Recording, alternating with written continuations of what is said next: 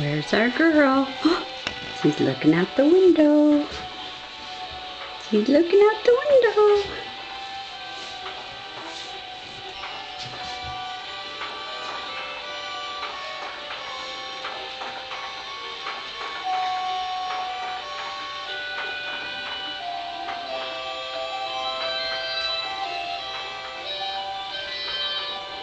There she is. What are you seeing out there? They're little birdies and trees and things.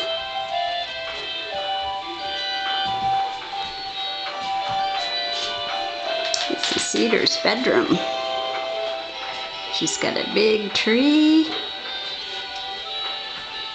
and she's got a toy chest, and that's her bed. And that's a little chair she has with her horsey in it. And her dresser. And her bedroom closet. Lots of clothes.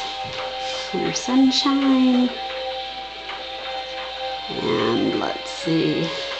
Over here she has a moon. It's right behind the door.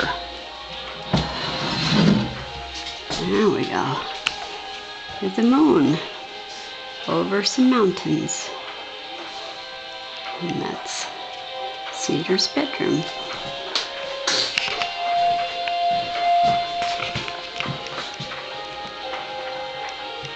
And back to Cedar.